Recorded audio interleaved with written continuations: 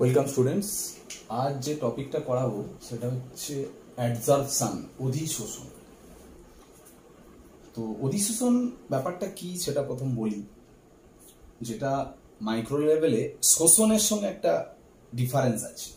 মানে অ্যাডজর্পশন আর অ্যাবজর্পশন দুটো আলাদা বিষয়। এটা শোষণ, এটা অধিশোষণ। এই ছবিটা দেখো ভালো করে, এটা একটা পদার্থ, এই যে এটা একটা পদার্থ, ঠিক আছে? এখানেও এটা একটা পদার্থ, একটা ক্লোজ কন্টেনারের মধ্যে এই পদার্থ নেওয়া হয়েছে, আর আলাদা অন্য পদার্থ যেগুলো নেওয়া হয়েছে সেগুলো হচ্ছে এইগুলো পদার্থ। দুটো আলাদা সাবস্টেন্স।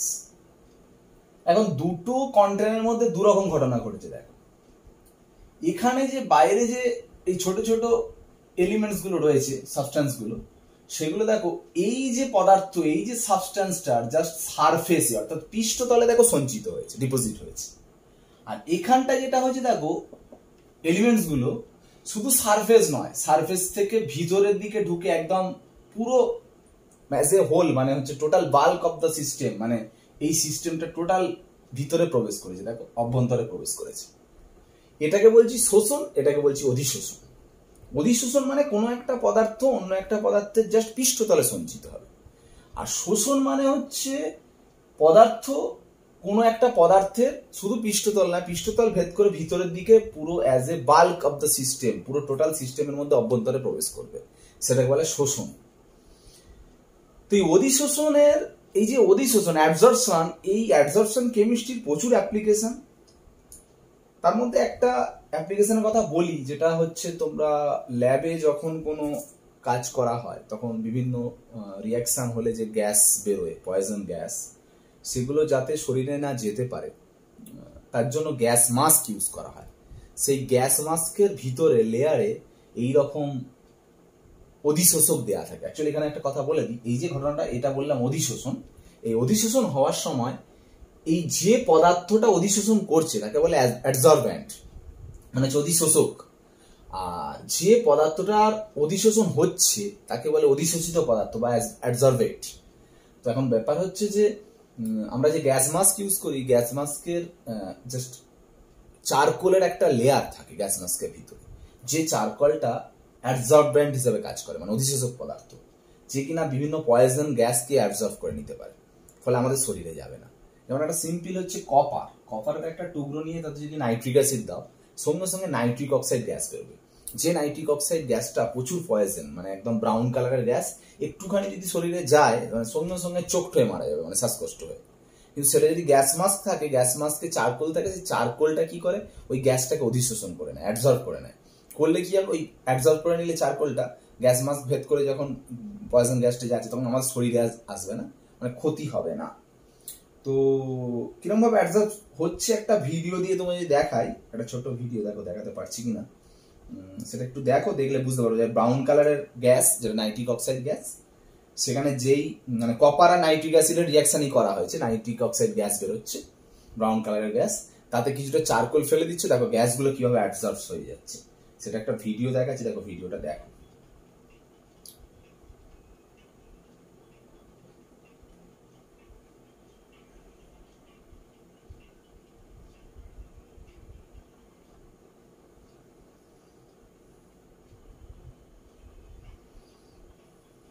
দেখো ভিডিওটা ভালো করে দেখো।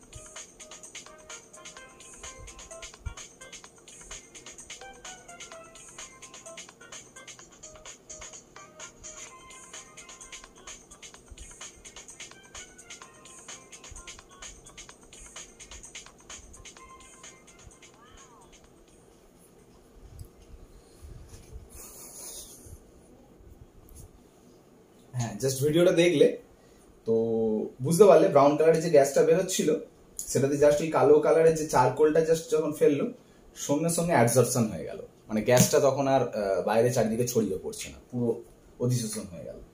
যাই হোক, এরকম আর কি বিষয় যে আরো অ্যাপ্লিকেশন আছে।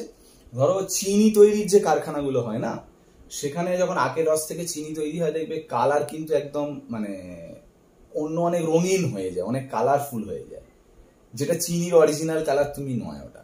তো চিনি তো আলটিমেট যখন যে কালারের চিনি আসছে মানে সাদা আর কি, তো সেটা করা হয় বিভিন্ন কালার গুলোকে অ্যাবজর্ব করে নেওয়া হয় কোনো পদার্থ মিশিয়ে। ঠিক আছে, এইসব অনেক অ্যাপ্লিকেশন আছে অ্যাবজর্পশনের।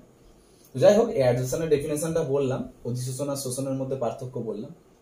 হ্যাঁ, এবারে বিষয় হচ্ছে যে রিজন, কারণ কি অধিশোষণটা কেন হয়।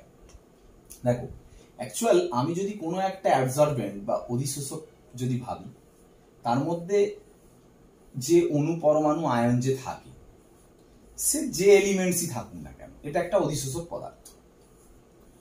ব্যাপারটা কি, এই অধিশোষকের মধ্যে কোনো একটা এলিমেন্টস, ধরো ভাবো সেই মাঝখানের একটা এলিমেন্টস, কণা কণা কোনো একটা পার্টিকেল, কোনো একটা এলিমেন্টস নয় পার্টিকেল, কণা, কোনো অধিশোষকের কোনো মাঝখানের কোনো একটা কণা পার্টিকেল কি হয় না, সমানভাবে সব দিকে দেখো সমানভাবে পার্টিকেল দ্বারা পরিবেষ্টিত থাকে। দেখো সব দিকে, মানে ধরো এই পার্টিকেলটাকে এই পার্টিকেল যদি অ্যাট্রাকশন করে, তার ঠিক অপোজিটে আরেকটা পার্টিকেল অ্যাট্রাকশন করছে। এখানে এই পার্টিকেল যদি অ্যাট্রাকশন করে, ঠিক অপোজিটে আরেকটা পার্টিকেল অ্যাট্রাকশন করছে।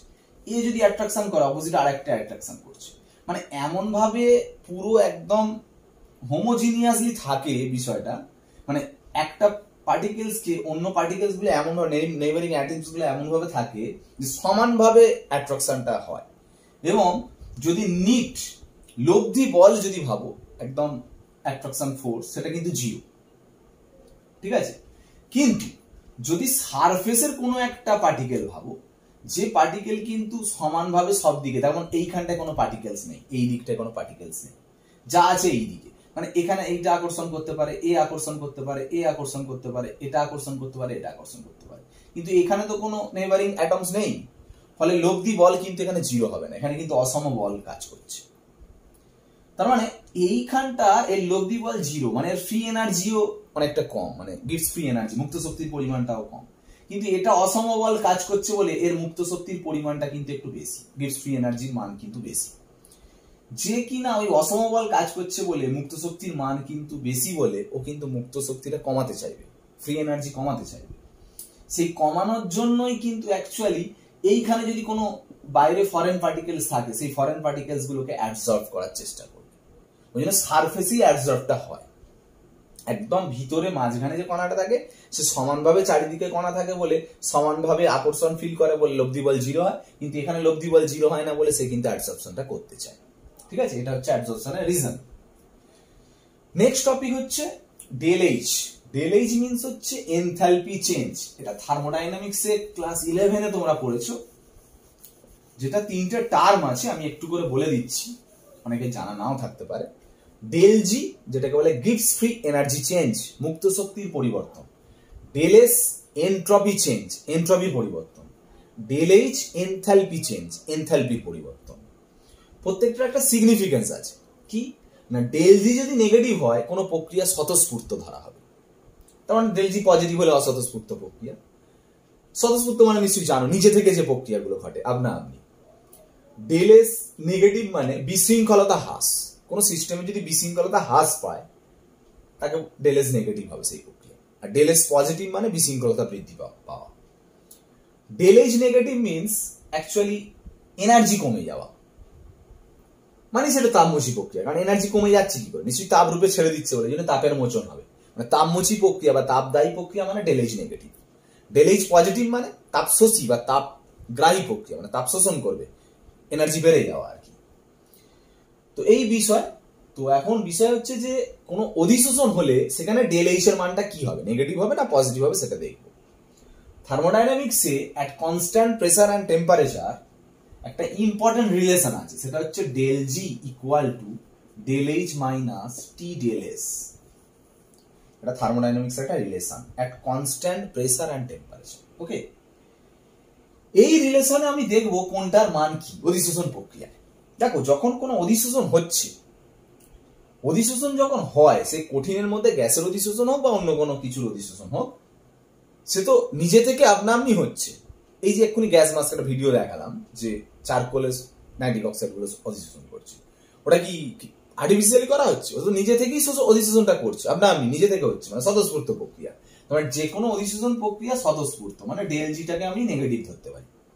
ওকে, আর যেহেতু অধিশোষণ হচ্ছে, ভালো করে শোনো, অধিশোষণ হওয়ার আগে গ্যাস অণুগুলো ছোটাছুটি করছিল, অধিশোষণ হওয়ার পর গ্যাস অণুগুলো ডিপোজিট হয়ে যাচ্ছে সারফেসে, মানে ওর ছোটাছুটি কমে যাচ্ছে, গতিশীলতা কমে যাচ্ছে, তার মানে বিশৃঙ্খলতাটা কমে যাচ্ছে। বিশৃঙ্খলতা কমে যাওয়া মানে তাকে কি বলা হয়? ডেলএস নেগেটিভ। তাহলে আমরা এর প্রক্রিয়াটা বলতে পারি ডেলএস নেগেটিভ ভ্যালু।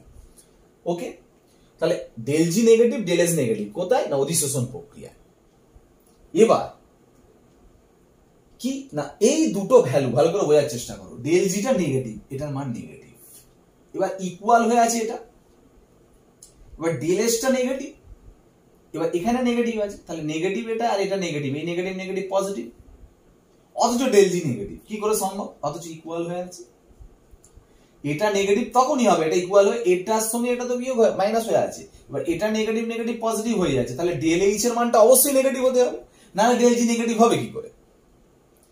কারণ আমি যদি এটা পজিটিভ হয়ে যায় মানে +4 আর এর সঙ্গে -6 করলে তবে তো -2 হবে। নেগেটিভ ভ্যালু কখন আসবে ডেল জির মান? শুধু তোমার ডেল এইচটা নেগেটিভ অবশ্যই হতে হবে, শুধু নেগেটিভ নয়, টি ডেল এস এর মানের থেকে বড় হতে হবে। যদি দেখো 4 থেকে 6টা বড় হতে হবে, তবে তো -2 আসবে। তুমি যদি এবার এখানটা -2 ভাবো, তাহলে তো +2 হয়ে যাচ্ছে, পজিটিভ হয়ে যাবে। তাহলে ডেল এইচ এর ভ্যালুটা টি ডেল এস এর থেকে বড় হতে হবে, ডেল এইচ এর ভ্যালুটা টি ডেল এস এর থেকে বড় হতে হবে, অথচ ডেল এইচ এর মানটাকে নেগেটিভ হতে হবে, তবে ডেল জি নেগেটিভ হবে, তাই না? তার মানে ডেল জি নেগেটিভ আর ডেল এস নেগেটিভ যদি হয় অধিশোষণ প্রক্রিয়া, তাহলে ডেল এইচটাও নেগেটিভ হতে হবে, শুধু নেগেটিভ নয়, ভ্যালুটাও অনেক হাই হতে হবে, কারণ টি ডেল এস এর থেকে বড় হতে হবে, উচ্চ ঋণাত্মক সম্পন্ন, ডেল এইচ নেগেটিভ। তার মানে তাপমোচী প্রক্রিয়া, যে কোনো অধিশোষণে তাপ উৎপন্ন হয়। ঠিক আছে, এবার হচ্ছে টাইপস। কটা টাইপস হয় অধিশোষণ? ক ধরনের হয় অধিশোষণ? 2 ধরনের হয়, একটা ফিজিক্যাল অ্যাবজর্পশন, একটা কেমিক্যাল অ্যাবজর্পশন, একটা ভৌত অধিশোষণ, একটা রাসায়নিক অধিশোষণ। সেটা কি?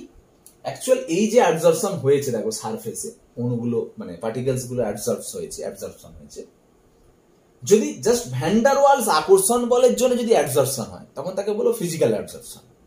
আর যদি এই পদার্থটার সাথে এই অণু পরমাণুগুলোর মানে এই পার্টিকেলস গুলো, ছোট ছোট পার্টিকেলসের সাথে এই বড় পার্টিকেলসের যদি কেমিক্যাল বন্ড হয়, মানে রাসায়নিক বন্ধন গঠনের মাধ্যমে যদি অ্যাবজর্পশনটা হয়, তখন তাকে বলবো রাসায়নিক অধিশোষণ। একটা জাস্ট ভ্যান ডার ওয়ালস ফোর্সের মাধ্যমে যদি আবদ্ধ হয়, তাকে বলবো ভৌত অধিশোষণ। আর যদি কেমিক্যাল বন্ড হয়, হওয়ার মাধ্যমে যদি অ্যাবজর্পশনটা হয়, তাকে বলবো রাসায়নিক অধিশোষণ। এটা খুব ইম্পর্টেন্ট, দুটোর মধ্যে পার্থক্য, ভৌত অধিশোষণ, রাসায়নিক অধিশোষণ। এটা যেটা বললাম, একটা কেমিক্যাল বন্ডের মাধ্যমে হচ্ছে, একটা ভ্যান ডার ওয়ালস ফোর্সের মাধ্যমে হচ্ছে। 1 নম্বর ডিফারেন্স। সেকেন্ড ডিফারেন্স, দেখো এখান থেকে ডিফারেন্স চলে আসবে যে physical absorption is not specific in nature, but chemical absorption is specific. মানে কেমিক্যাল অ্যাবজর্পশন মানে হচ্ছে রাসায়নিক অধিশোষণ হচ্ছে সুনির্দিষ্ট প্রকৃতির, কিন্তু ভৌত অধিশোষণ সুনির্দিষ্ট নয়। কারণ শোনো, ভৌত অধিশোষণ যেহেতু ভ্যান ডার ওয়ালস ফোর্সের মাধ্যমে হচ্ছে, ভ্যান ডার ওয়ালস ফোর্স তো সবার সাথে সবার হয়, কোনো পার্টিকুলার সাথে পার্টিকুলার নয়, তাহলে সার্বজনীন, নির্দিষ্ট নয়। কিন্তু রাসায়নিক অধিশোষণ মানে বন্ড, কেমিক্যাল বন্ড কি সবার সাথে সবার হয়? সবার সাথে সবার কেমিক্যাল বন্ড হয়ে যাবে? কেমিক্যাল বন্ড একটা পার্টিকুলারের সাথে পার্টিকুলার হবে, একটা স্পেসিফিক পদার্থের সাথে স্পেসিফিক পদার্থ। তার মানে স্পেসিফিক মানে সুনির্দিষ্ট প্রকৃতির হবে রাসায়নিক অধিশোষণ। ঠিক আছে, কিন্তু ভৌত অধিশোষণের ল্যাক অফ স্পেসিফিসিটি, এটা মাথায় রাখতে হবে। সেকেন্ড ডিফারেন্স হয়ে গেল, দ্বিতীয় পার্থক্য। থার্ড, দেখো ভৌত অধিশোষণ হচ্ছে তো অধিশোষণের বিপরীত ঘটনাকে বলে বিশোষণ, ডিসরপশন। মানে কোনো পদার্থ অধিশোষণ হলো মানে কি? পৃষ্ঠতলে আবদ্ধ হয়ে গেল, আবার কোনো কারণে পৃষ্ঠতল থেকে বেরিয়ে চলে যেতে পারে, সেটাকে বলো বিশোষণ। তো ভৌত অধিশোষণ যেহেতু ভ্যান ডার ওয়ালস ফোর্সের মাধ্যমে হয়, অধিশোষণ হওয়ার পর অণুপরমাণুগুলো পার্টিকেলস গুলো কি হয়, বিশোষণ হওয়ার সময় বেরিয়ে চলে যায় যখন, মানে এটা হতেই পারে, মানে অধিশোষণ হওয়ার সময় আটকে গেল, আবার বিশোষণ হলে আবার অণুপরমাণুগুলো বেরিয়ে চলে গেল, হতেই পারে। বিশোষণ হতে পারে, অধিশোষণ কন্টিনিউয়াস বেসিসে হতে পারে, এবং শুধু তাই নয়, অধিশোষণের আগের অবস্থায় পার্টিকেল গুলো যেমন ছিল, মানে এই ছোট পার্টিকেলস বড় পার্টিকেলস গুলো যেমন ছিল, অধিশোষণের পরেও তেমনই থাকবে। কিন্তু রাসায়নিক অধিশোষণ যেহেতু কেমিক্যাল বন্ডের মাধ্যমে হয়, সাধারণত একবার কেমিক্যাল বন্ড হয়ে গেলে পদার্থগুলো কিন্তু আর বেরোয় না, বিশোষণ সাধারণত হয় না। আর যদিও বিশোষণ হয়, ওই কেমিক্যাল বন্ড যখন হচ্ছে তখন কি একটা সাবস্ট্যান্সের সঙ্গে আরেকটা সাবস্ট্যান্সের যখন রিয়াকশনের ফলে কোনো একটা পদার্থ তৈরি হয়, যখন বন্ডটা ফর্ম হয়, সেই রিয়াকশনের ফলে যে পদার্থটা উৎপন্ন হয়, যখন বিশোষণ হয় তখন এই পদার্থ ছাড়াও অন্য রিয়াকশনে উৎপন্ন কোনো পদার্থও বেরিয়ে যায়। মানে অধিশোষণের আগে যে পদার্থগুলো ছিল, অধিশোষণের পরে পদার্থগুলো কিন্তু একরকম থাকবে না। ভৌত অধিশোষণে আগে পরে একই রকম পদার্থ, কিন্তু রাসায়নিক অধিশোষণে কি হবে, অধিশোষণের সময় যেরকম পদার্থ ছিল বিশোষণের সময় কিন্তু আলাদা পদার্থ হবে, কারণ কেমিক্যাল বন্ড হলে কি অন্য পদার্থ তৈরি হবে সেগুলোও বেরিয়ে আসতে পারে। ফলে এটা কিন্তু অন্য মানে আগের সঙ্গে পরের কোনো পার্থক্য থাকছে আর কি। ওই জন্য ভৌত অধিশোষণকে বলে রিভার্সিবল পরাবর্ত প্রক্রিয়া, রাসায়নিক অধিশোষণকে বলে অপরাবর্ত বা ইরিভার্সিবল প্রক্রিয়া। আর একটা কেমিক্যাল বন্ডের মাধ্যমে যেহেতু রাসায়নিক অধিশোষণ হচ্ছে, সেই জন্য ওটা না একবার অধিশোষণ হয়ে গেলেই স্যাচুরেটেড হয়ে যায়, সেকেন্ড বার আর অধিশোষণ হয় না। ওই জন্য সিঙ্গেল হোমো মানে ইউনিমলিকুলার হয়, মানে হচ্ছে ইউনিমলিকুলার লেয়ার হয়, মানে একটাই লেয়ার হবে, মানে অধিশোষণ হলে একটাই লেয়ার হবে। কিন্তু মানে রাসায়নিক অধিশোষণে বলছি। আর ভৌত অধিশোষণ হলে কি হবে, অনেকগুলো লেয়ার হতে পারে, মাল্টি লেয়ার হতে পারে। ঠিক আছে, এই এরকম ডিফারেন্স আসতে পারে ভৌত অধিশোষণ রাসায়নিক অধিশোষণের মধ্যে পার্থক্য।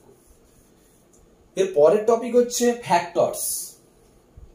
কোন কোন ফ্যাক্টরস কাজ করে এই অধিশোষণের জন্য, যেটা খুব ইম্পর্টেন্ট ফ্যাক্টর, সেটা হচ্ছে প্রেসার আর একটা হচ্ছে টেম্পারেচার।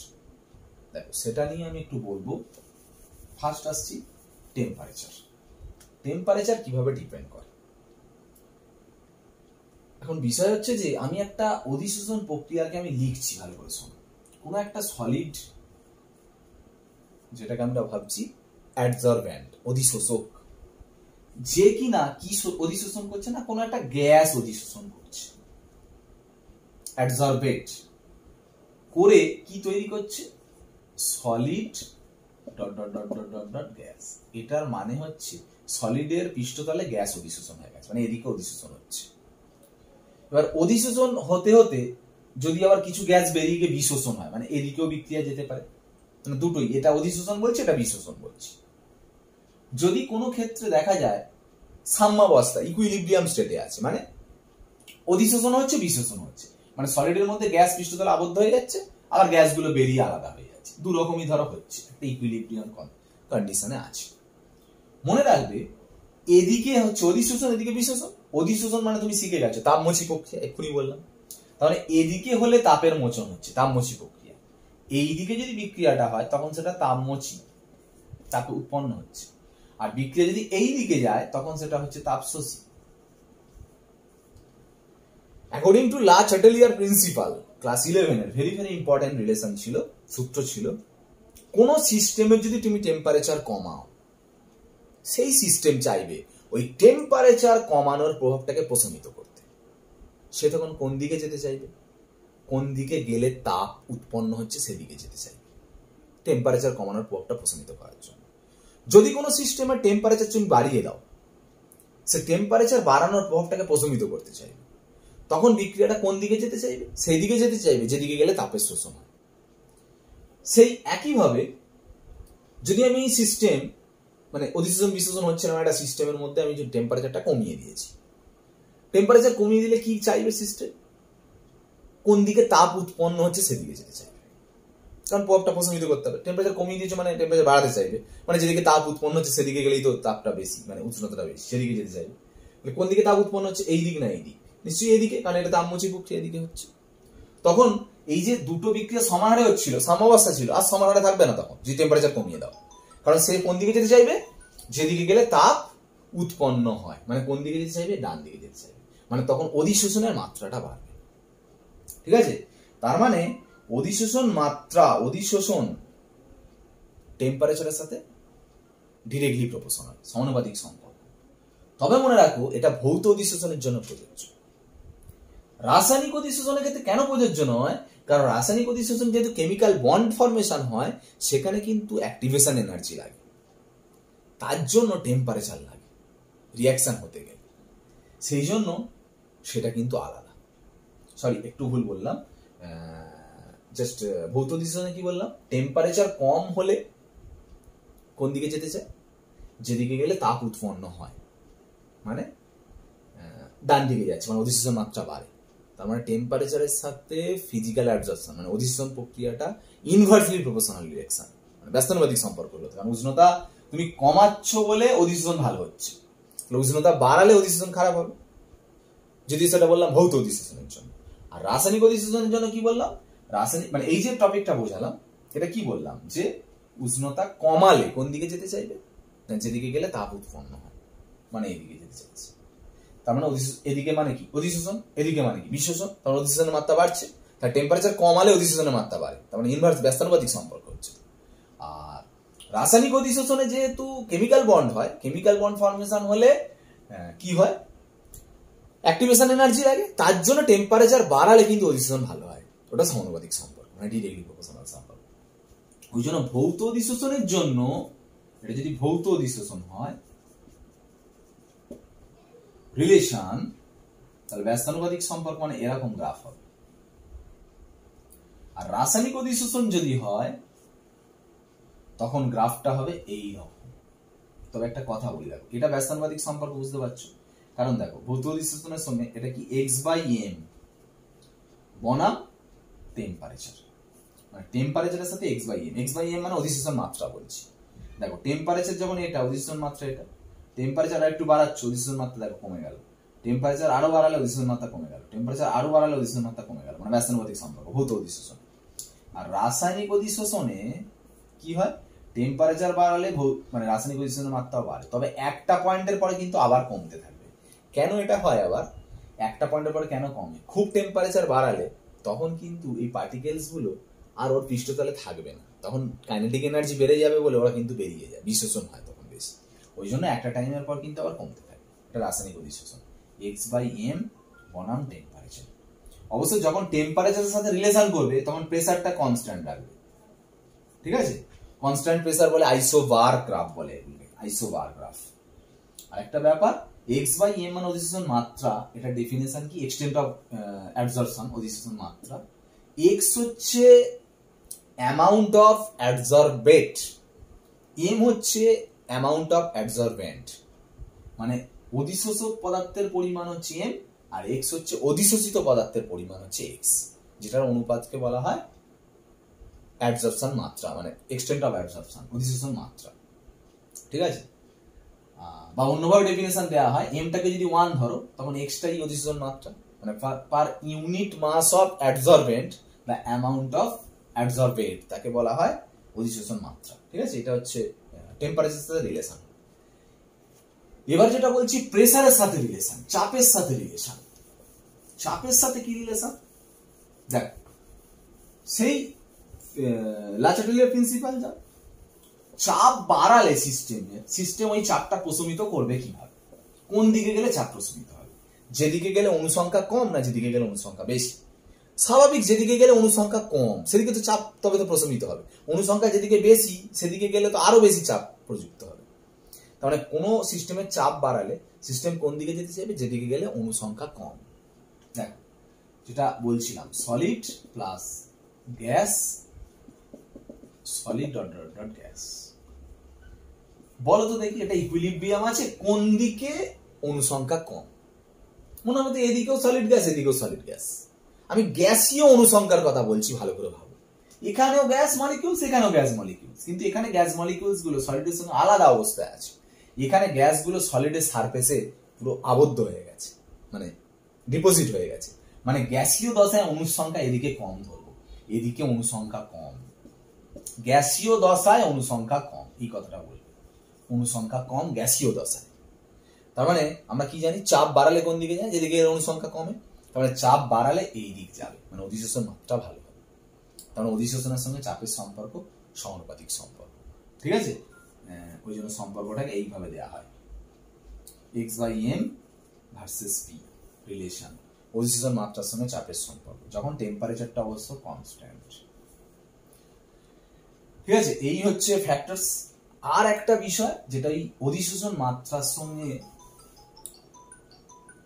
চাপের সম্পর্ক যে বললাম, অ্যাকচুয়াল ব্যাপারটা হচ্ছে যে কঠিন মানে অধিশোষকের মধ্যে যদি গ্যাসীয় অধিশোষিত পদার্থ অ্যাডজর্পশন হয় তখন চাপ দিয়ে প্রকাশ করা হয়। আর যদি কোনো সলিউশন দ্রবণের যদি অধিশোষণ হয়, মানে এখানে যেমন কঠিনের মধ্যে গ্যাস অধিশোষণ হচ্ছে, গ্যাস না হয় অন্য দ্রবণ সলিউশন অধিশোষণ হতে পারে, তখন চাপ দিয়ে প্রকাশ করা হয় না, তখন গাঢ়ত্ব কনসেন্ট্রেশন দিয়ে প্রকাশ করা হয়। যাই হোক, অধিশোষণ মাত্রার সঙ্গে চাপের হোক বা গাঢ়ত্বের হোক একটা সম্পর্ক আছে। x/m equal to kp 1/n বা x/m equal to kc 1/n। চাপ হলে p, গাঢ়ত্ব হলে c, মোলার গাঢ়ত্ব। k আর n টা কনস্ট্যান্ট, x/m হচ্ছে অধিশোষণ মাত্রা। এটা চাপের সঙ্গে অধিশোষণ মাত্রার সম্পর্ক, যে সম্পর্কটা দিয়েছেন বিজ্ঞানী ফাইনলিচ 1909 খ্রিস্টাব্দে। ফাইনলিচ ইকুয়েশন বলে এটাকে। ওকে, এটা গ্যাসের জন্য চাপ, আর দ্রবণের ক্ষেত্রে হচ্ছে মোলার গাঢ়ত্ব দিয়ে প্রকাশ করে ফাইনলিচ ইকুয়েশন। এখানটা n এর মান অলওয়েজ গ্রেটার দ্যান 1 হয়। এখানে অবশ্য এর লগারিদম করে এখান থেকে বিভিন্ন কিছু কোয়েশ্চেন আসতে পারে। যেমন আমি একটা রিলেশনকেই লগ করছি, ধরো দুদিকেই আমি লগ করছি এই সমীকরণটাকে, দুদিকে লগ করলে কি আসবে, log x/m, এদিকে লগ করলে log k into p 1/n, p to the power 1/n, log x/m equal to log এর গুণ মানে log এর যোগ, তাহলে log k plus log p পাওয়ারে 1/n। log এর নিয়ম জানো নিশ্চয়ই, আগের ক্লাসে শিখেছো। পাওয়ারে যেটা থাকে সেটা log এর সামনে চলে আসে, মানে এখান থেকে যেটা বলা যায় log x/m equal to log k, এটা যদি সামনে চলে আসে তাহলে প্লাস 1/n log p। এই রিলেশনটাও খুব ইম্পর্টেন্ট, কারণ এখানে এটা একটা সরলরেখার সমীকরণ। সরলরেখার সমীকরণ মানে জানো y সমান mx প্লাস c। তুমি যদি এটাকে y ধরো, এটাকে যদি x অ্যাক্সিস বরাবর প্রকাশ করো, এর সাথে যেটা যোগ মানে গুণ হয়ে আছে সেটা হচ্ছে m, আর এটাকে যদি c ধরো, y equal to mx plus c, সরলরেখার সমীকরণ। তুমি যদি x/m log x/m log x/m versus কিসের গ্রাফ করো, log p এর গ্রাফ করো, যদি দেখো log x/m টা হচ্ছে y আর log p টা হচ্ছে তোমার x। ঠিক আছে, এটা y দিয়ে প্রকাশ করেছো, এটা x দিয়ে প্রকাশ করেছো, এটা m, এটা c। c মানে ছেদিতাংশ, মানে এইটা হচ্ছে c এর মান, c এর মানটা কত, log k, মানে যতটা উপর দিয়ে যাবে এই হচ্ছে গ্রাফ হবে সরলরেখার সমীকরণ। এই যে ভ্যালুটা ইন্টারসেপ্ট, যেটা ছেদিতাংশ, এর মান হচ্ছে log k। ঠিক আছে, আর এই গ্রাফের যে নতি বা স্লোপ, এই যে অ্যাঙ্গেলটা, এটা কত, tan থিটা। এই tan থিটাটাকে কি বলে, স্লোপ বা নতি, যেটার মানটাই কি বলতো m। m এর মান এখানে কত, 1/n, যার মানটা হচ্ছে এখানে 1/n। ঠিক আছে, তো এই বিষয় অ্যাবজর্পশনের। এরপরে অ্যাবজর্পশনের আরো কিছু বিষয় আছে, যদি কোনো ডাউট থাকে এইটার উপর ডিপেন্ড করে আরো কিছু আছে, ক্যাটালিসিস আছে, যেগুলো অবশ্যই ডাউট হবে, যেগুলো ডাউট ক্লিয়ারিং ক্লাসে তোমাদের ডাউটগুলো ক্লিয়ার করবো। ঠিক আছে, ওকে, বাই।